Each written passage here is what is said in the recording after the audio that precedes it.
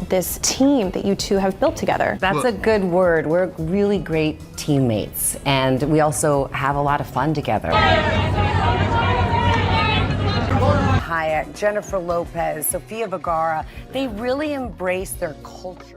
Jeff Bezos and Lauren Sanchez's $50 million Venice wedding dazzled with unmatched luxury and star-studded glamour. But how did this billionaire celebration navigate the fine line between extravagance and controversy? What secrets lie behind Lauren's 27 stunning outfit changes and the multi-venue spectacle? Watch closely, Secrets Unveiled. A wedding that reportedly cost over $50 million. Yes, you heard that right? $50 million. That's not just a celebration, it's a headline-grabbing event that has everyone asking, what does a wedding like this even look like? And more importantly, why did Jeff Bezos and Lauren Sanchez choose to spend that kind of money on tying the knot?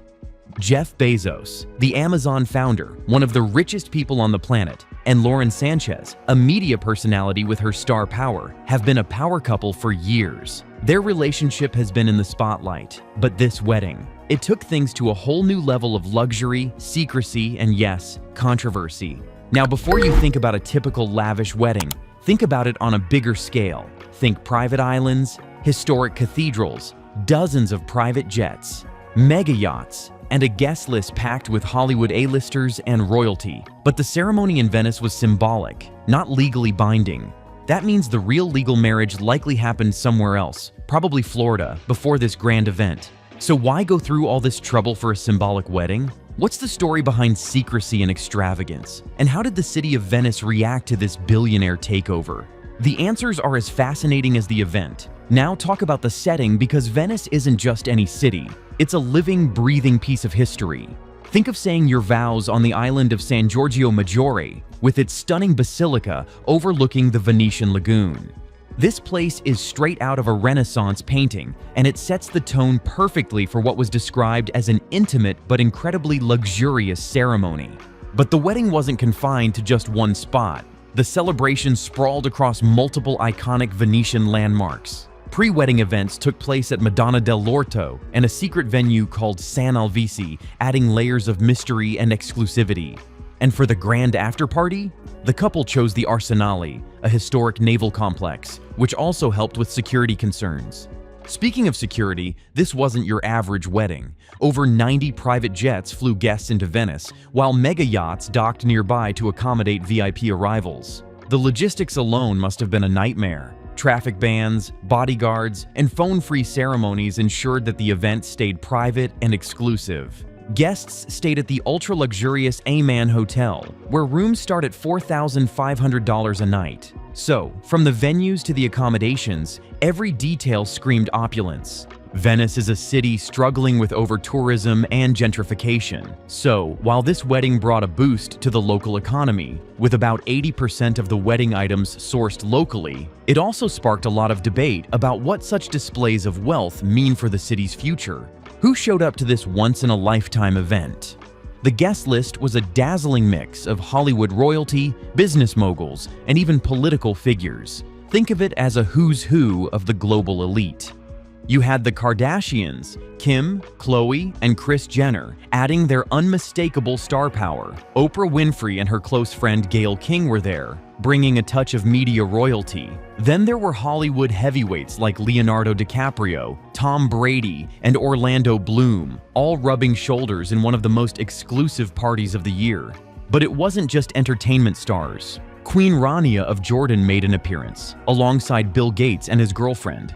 And yes, Ivanka Trump was there too, which added a layer of political tension, given the current global climate. This mix of celebrities, royalty, and political figures wasn't just for show.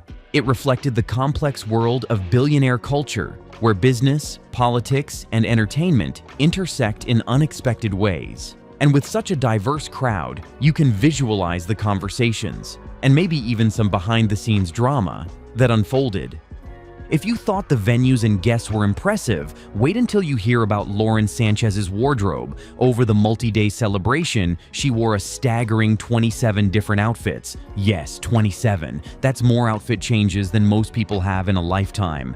Her main wedding gown was a showstopper, a custom Dolce & Gabbana creation crafted from delicate Italian lace, featuring a mermaid silhouette and an astonishing 180 silk-covered buttons. The craftsmanship was next level, blending classic elegance with modern luxury.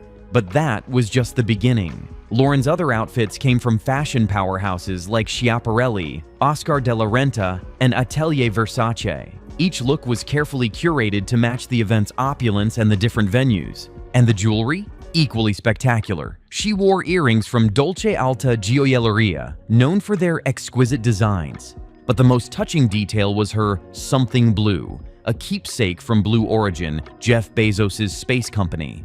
It was a subtle nod to their shared ventures beyond Earth, adding a personal and futuristic touch to the traditional wedding symbolism. Lauren's fashion wasn't just about glamour, it was a statement, a blend of tradition, innovation, and personal story woven into every stitch and sparkle. The party side of this wedding wasn't just about the vows and the gowns. The entertainment lineup was next level. Think about this.